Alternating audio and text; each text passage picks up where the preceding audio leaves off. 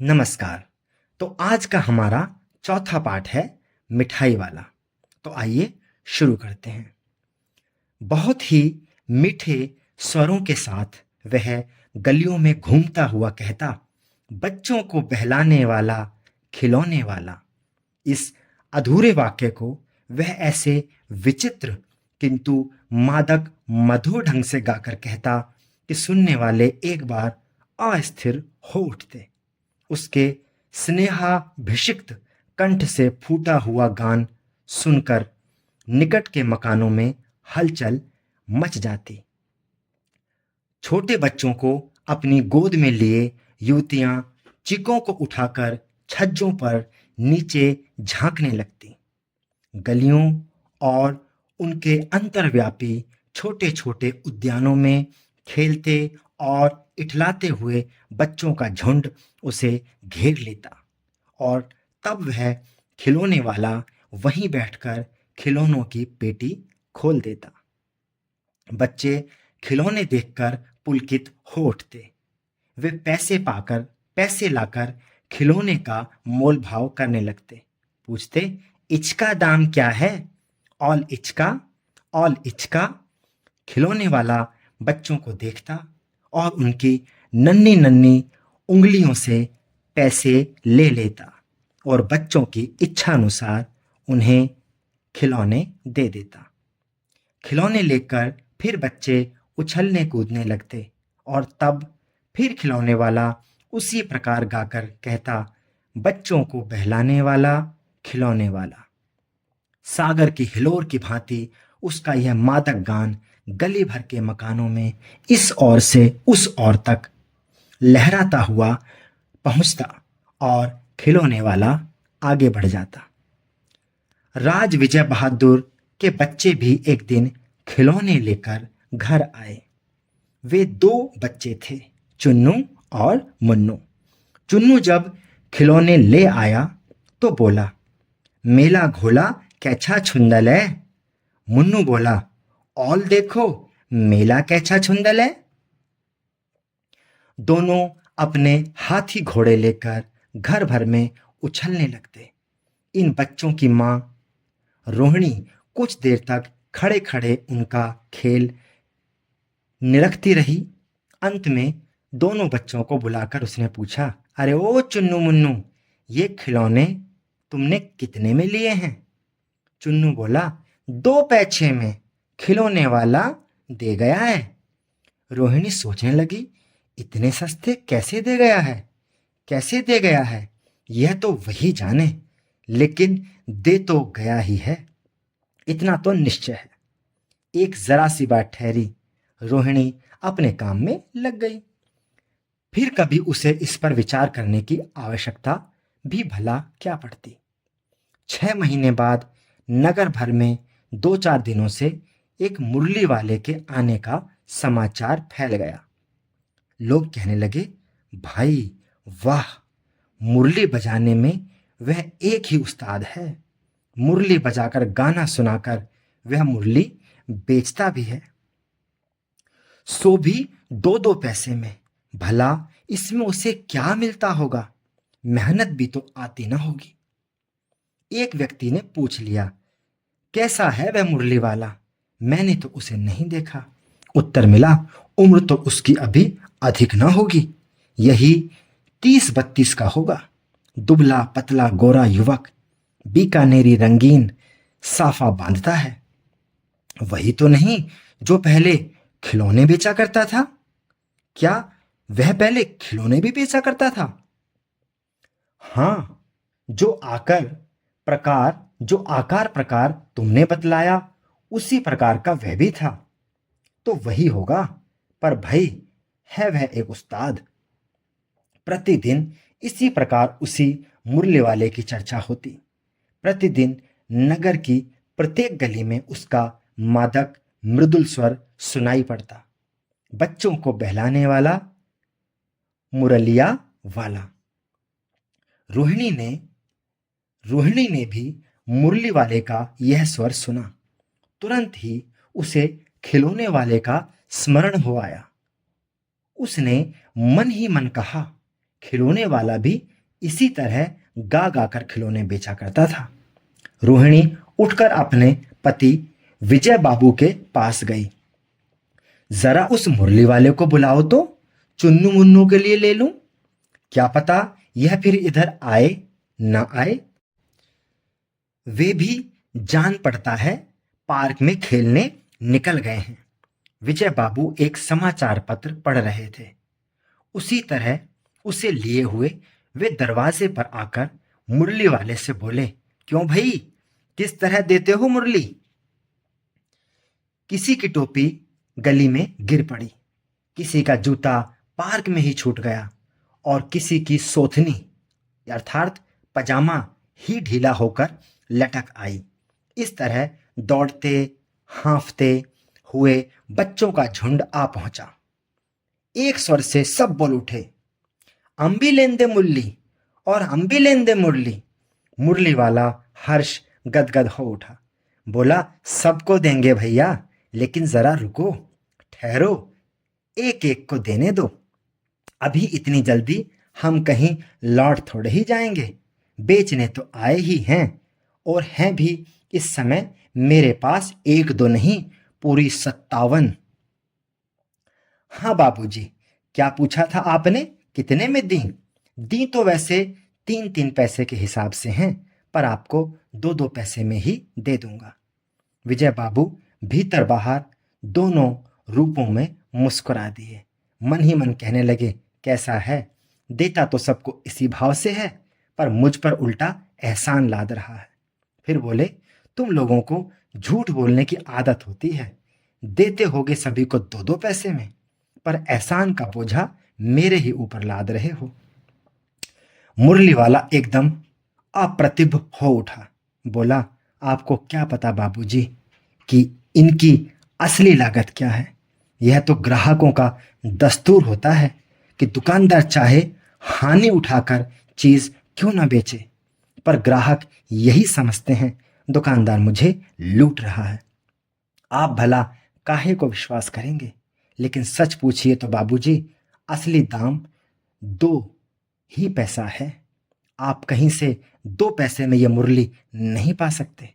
मैंने तो पूरी 1000 बनवाई थी, तब मुझे इस भाव पड़ी हैं। विजय बाबू बोले, अच्छा, मुझे ज्यादा वक्त नहीं, जल्दी से 2 ठो निकाल दो। 2 मुरलियां लेकर विजय बाबू फिर मकान के भीतर पहुंच गए। मुरली वाला देर तक उन बच्चों के झुंड में मुरलियां बेचता रहा। उसके पास कई रंग की मुरलियां थीं। बच्चे जो रंग पसंद करते, मुरली वाला उसी रंग की मुरली निकाल देता। यह बड़ी अच्छी मुरली है, तुम यही ले लो बाबू। राजा बाबू, तुम्हारे लायक तो बस यही है। हाँ भैया, तुमको वही देंगे। तुमको वैसी ना चाहिए, यह नारंगी रंग की अच्छी, वही लो। ले आए पैसे? अच्छा, ये लो, तुम्हारे लिए मैंने पहले से ही निकाल रखी थी। तुमको पैसे नहीं मिले, तुमको अम्मा से ठीक तरह मांगने ना आए होंगे। धोती पकड़कर पैरों में लिपटकर अम्मा से पैसे मांगे जाते हैं बाबू। हाँ, फिर जाओ, अब की बार मिल जाएंगे। दुअन्नी है तो क्या हुआ, ये लो, पैसे वापस लो। ठीक हो गया ना हिसाब, मिल गए पैसे। देखो, मैंने तरकीब बताई। अच्छा, अब तो किसी को नहीं लेना है ना, सब ले चुके। तुम्हारी माँ के पास पैसे नहीं है? अच्छा, तुम भी यह लो। अच्छा, तो अब मैं चलता हूं। इस तरह मुरली वाला फिर आगे बढ़ गया। आज अपने मकान में बैठी हुई रोहिणी मुरली वाले की सारी बातें सुनती रही। आज भी उसने अनुभव किया, बच्चों के साथ इतने प्यार से बातें करने वाला फेरी वाला पहले कभी नहीं आया। फिर वह सौदा भी कैसा सस्ता बेचता है, भला आदमी जान पड़ता है। समय की बात है, जो बेचारा इस तरह मारा मारा फिरता है, पेट जो न कराए सो थोड़ा। इसी समय मुरली वाले का क्षीण स्वर दूसरी निकट की गली से सुनाई पड़ा, बच्चों को बहलाने वाला मुरलिया वाला। रोहिणी इसे सुनकर मन ही मन कहने लगी, और स्वर कैसा मीठा है इसका।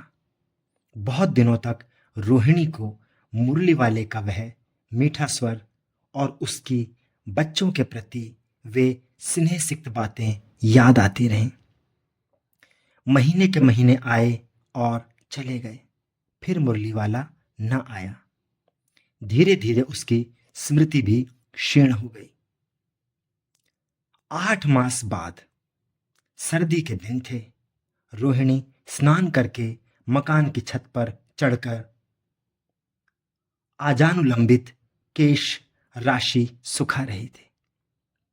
इस समय नीचे की गली में सुनाई पड़ा, बच्चों को बहलाने वाला मिठाई वाला। मिठाई वाले का स्वर उसके लिए परिचित था।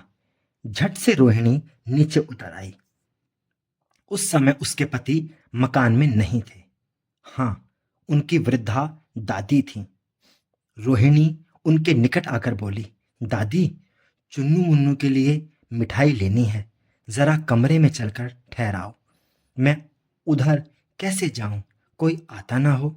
जरा हटकर मैं भी चिक की आट में बैठी रहूंगी। दादी उठकर कमरे में आकर बोली, ए मिठाई वाले, इधर आना। मिठाई वाला निकट आ गया, बोला, कितनी मिठाई दूं मां? ये नए तरह की मिठाइयां हैं, रंग बिरंगी, कुछ कुछ खट्टी, कुछ कुछ मीठी, जायकेदार, बड़ी देर तक मुंह में टिकती हैं, जल्दी नहीं घुलती, बच्चे बड़े चाव से चूसते हैं। इन गुणों के सिवाय ये खांसी भी दूर करती हैं। कितनी दूं? चपटी, गोल, पहलदार, गोलियां, पैसे की 16 देता हूं। दादी बोली, 16 तो बहुत कम है, भला 25 तो देते। मिठाई वाला, नहीं दादी, अधिक नहीं दे सकता। इतना भी देता हूं, यह अब मैं तुम्हें क्या, खैर मैं अधिक न दे सकूंगा। रोहिणी दादी के पास ही थी, बोली, दादी फिर भी काफी सस्ती हैं, 4 पैसे की ले लो। यह पैसे रहे। मिठाई वाला मिठाइयां गिनने लगा, 2 4 की दे दो। अच्छा, 25 नहीं, 20 की दे दो। अरे हाँ, मैं बूढ़ी हुई, मोल भाव अब मुझे ज्यादा करना आता भी नहीं। कहते हुए दादी के पोपले मुंह में जरा सी मुस्कुराहट फूट निकली। रोहिणी ने दादी से कहा, दादी, इससे पूछो, तुम इस शहर में और भी कभी आए थे या पहली बार आए हो? यहां के निवासी तो तुम हो नहीं। दादी ने इस कथन को दोहराने की चेष्टा की ही थी कि मिठाई वाले ने उत्तर दिया, पहली बार नहीं, और भी कई बार आ चुका हूं। रोहिणी चिक की आड़ से ही बोली, पहले यही मिठाई बेचते हुए आए थे या कोई और चीज लेकर? मिठाई वाला हर्ष, संशय और विस्मयादि भावों में डूब कर बोला, इससे पहले मुरली लेकर आया था, उससे भी पहले खिलौने लेकर। रोहिणी का अनुमान ठीक निकला। अब तो वह उससे और भी कुछ बातें पूछने के लिए अस्थिर हो उठी। वह बोली, इन व्यवसायों में भले तुम्हें क्या मिलता होगा? वह बोला, मिलता भला क्या है, यही खाने भर को मिल जाता है, कभी नहीं भी मिलता है, पर हां, संतोष, धीरज और कभी कभी असीम सुख जरूर मिलता है, और यही मैं चाहता भी हूं। सो कैसे, वह भी बतलाओ। अब व्यर्थ उन बातों की क्या चर्चा करूं, उन्हें आप जाने ही दें। उन बातों को सुनकर आपको दुख ही होगा। जब इतना बताया है तब और भी बता दो। मैं बहुत उत्सुक हूं, तुम्हारा हर जाना होगा, मिठाई मैं और भी ले लूंगी। अतिशय गंभीरता के साथ मिठाई वाले ने कहा, मैं भी अपने नगर का एक प्रतिष्ठित आदमी था। मकान, व्यवसाय, गाड़ी, घोड़े, नौकर, चाकर सभी कुछ था। स्त्री थी, छोटे छोटे 2 बच्चे भी थे। मेरा वह सोने का संसार था। बाहर संपत्ति का वैभव था, भीतर सांसारिक सुख था। स्त्री सुंदर थी, मेरी प्राण थी। बच्चे ऐसे सुंदर थे जैसे सोने के सजीव खिलौने। उनकी अटखेलियों के मारे घर में कोलाहल मचा रहता था। समय की गति, विधाता की लीला, अब कोई नहीं है। दादी प्राण निकाले नहीं निकले, इसलिए अपने उन बच्चों की खोज में निकला हूं। वे सब अंत में होंगे तो कहीं ना कहीं, आखिर कहीं न जन्मे होंगे। उस तरह रहता, घुल घुल कर मरता, इस तरह सुख संतोष के साथ मरूंगा। इस तरह के जीवन में कभी कभी अपने उन बच्चों की एक झलक सी मिल जाती है। ऐसा जान पड़ता है जैसे वे इन्हीं में उछल उछल कर हंस खेल रहे हैं। पैसों की कमी थोड़े ही है, आपकी दया से पैसे तो काफ़ी हैं। जो नहीं है इस तरह उसी को पा जाता हूँ। रोहिणी ने अब मिठाई वाले की ओर देखा। उसकी आंखें आंसुओं से तर हैं। इसी समय चुन्नू मुन्नू आ गए। रोहिणी से लिपट कर उसका आंचल पकड़कर बोले, अम्मा मिठाई मुझसे ले लो। यह कहकर तत्काल कागज की 2 पुड़ियां मिठाई से भरी मिठाई वाले ने चुन्नू मुन्नू को दे दी। रोहिणी ने भीतर से पैसे फेंक दिए।